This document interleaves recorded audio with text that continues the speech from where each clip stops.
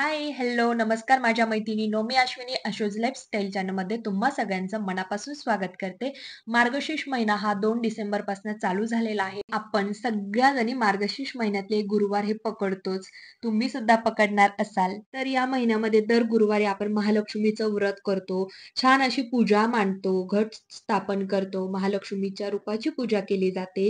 तर या व्रताचं पालन केल्याने भक्तांवर लक्ष्मीची कृपा राहते. त्यासोबतच ऐश्वर्य, यश, समृद्धीची प्राप्ती होते. त्या पूजेसाठी कोणतं साहित्य लागतं, पूजेची मांडणी कशी करायची, त्याचबरोबर या दिवशी काय करायचं, काय करू नये आणि उद्यापन कधी करायचं. साहित्यामध्ये तुम्ही बघितलंच कोणकोणतं सामान लागतं. तर कलश मांडण्यासाठी आपल्याला एक तांब्या पाहिजे, नागलीची पानं पाहिजे किंवा 5 झाडांची पानं घेतली तरीही चालतात. पत्री म्हणतो आपण त्याला. तांदूळ घ्यायचे, तांदळावर आपण कलश मांडणार आहोत. एक नारळ हवं असतं आपल्याला, फुलं, वेणी, गजरा आणि जर तुमची स्वइच्छा असेल तर तुम्ही मुखवटा घेऊ शकता, साडी घेऊ शकतात, अलंकार सुद्धा परिधान करू शकता. तुमची इच्छा असेल तर नुसता कलश मांडला तरीही चालतो. तर जिथे आपल्याला पूजा मांडायची आहे तिथे छान स्वच्छ पुसून घ्यायचं. शक्यतो गोमूत्राने पुसलं तर अतिउत्तम. त्यावर छान एक स्वास्तिक काढायचं. स्वास्तिक काढायला अजिबात विसरायचं नाही. स्वास्तिक हे काढायचं. त्याला छान हळदी-कुंकू व्हायचं. चौरंग घ्यायचा. चौरंगावर एक वस्त्र टाकायचं लाल, पिवळं तुम्हाला जो कलर आवडतो तो. पण लाल, पिवळा मधलाच एक कलर निवडा. ते वस्त्र टाकून घ्यायचं. त्यावर एखादा चौरंग किंवा त्यावर डायरेक्ट तुम्ही तांदळाची रास मांडली तरीही चालेल. आणि जो काही आपण तांब्या घेणार आहोत कलश मांडण्यासाठी, तर तो स्वच्छ घासूनच घ्यायचा.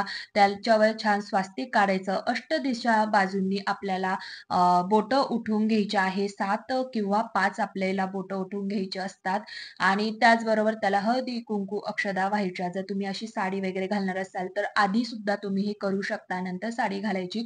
पण असं नाही की मी साडी घातली आहे त्यामुळे मग कुठे काय, तर आधीच तुम्ही हे सगळं करायचं आहे.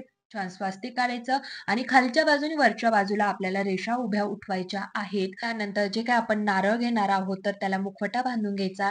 नारळाची शेंडी ही पाण्याच्या बाजूनी पाहिजे. हे नेहमी लक्षात ठेवा. काही जणांना खरंच माहीत नसतं आणि आधी पूजेची मांडणी करून घ्यायची. पूजेची मांडणी केली म्हणजे आपल्याला एखादी वस्तू विसरली तर आपल्याला ती लगेच घेता येते. म्हणजे पूजा करताना आपल्याला उद्बस होत नाही. तर कोणत्याही पूजेची सुरुवात करताना आपल्याला पहिल्यांदा दीप लावायचा असतो. दीप, धूप लावून घ्यायचं असतं आणि नंतर पूजेला सुरुवात करायची.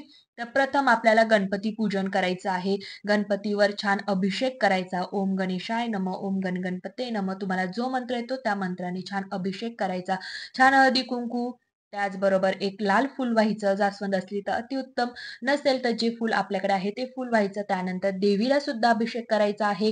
देवीला अभिषेक करताना ओम नमो भगवते वासुदेवाय नमः या मंत्राचा किंवा महालक्ष्मी नमो नमः, ओम विष्णुप्रियाय नमो नमः, ओम धनप्रदाय नमो नमः, ओम विश्वजनन्ये नमो नमः या मंत्रांचा सुद्धा तुम्ही जप करू शकता किंवा श्री सूक्तम तुमच्याकडे वेळ असेल तर श्री सूक्तमचं पठण करा.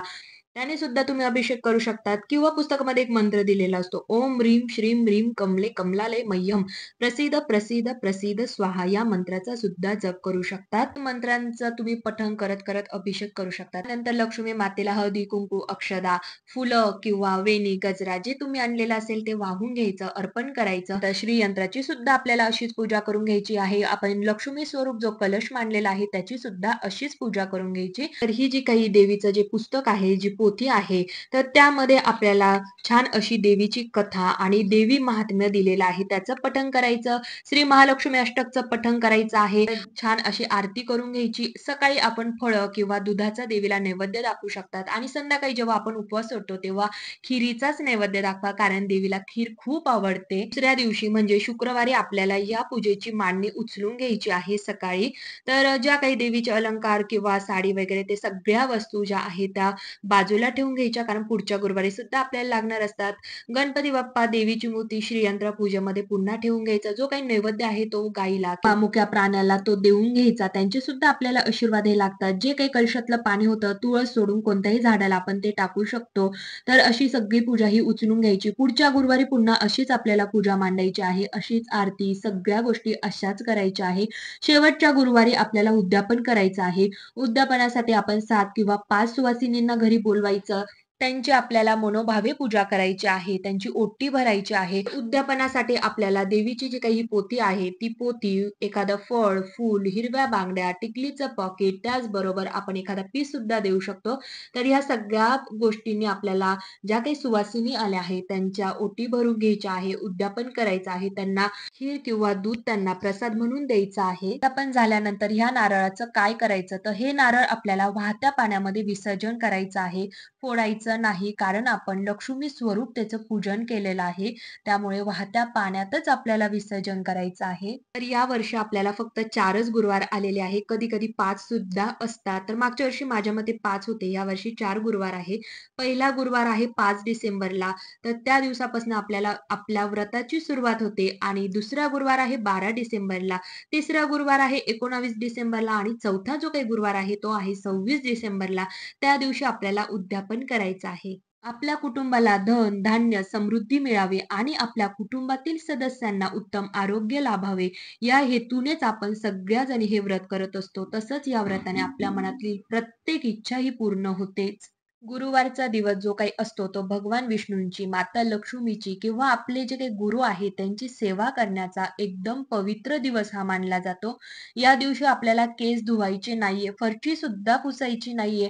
या दिवशी केस धुतल्याने आपला गुरुग्रह कमजोर होतो, माता लक्ष्मीचा आशीर्वाद भेटत नाही. त्याचबरोबर जी काही आपली आर्थिक परिस्थिती असते ती सुद्धा मंदावते. तसंच या महिन्यामध्ये आपल्याला मांसाहार करायचा नाहीये.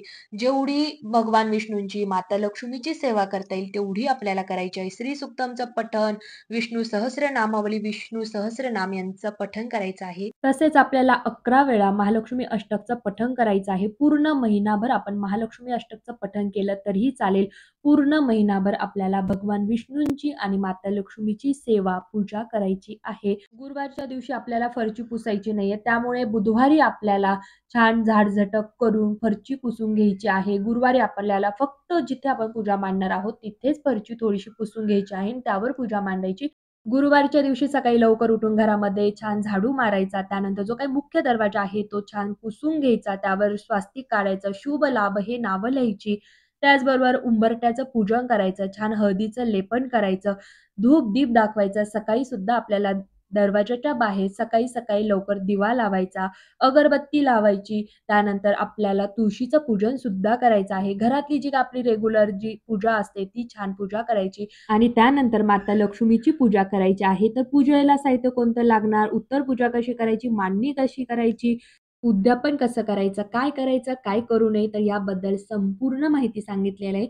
जर व्हिडिओ आवडला असेल तर नक्की लाईक करा, शेअर करा, सबस्क्राईब करा, कमेंट्स करा आणि तुम्हाला काही जर प्रश्न असतील तर नक्की कमेंटद्वारे विचारा.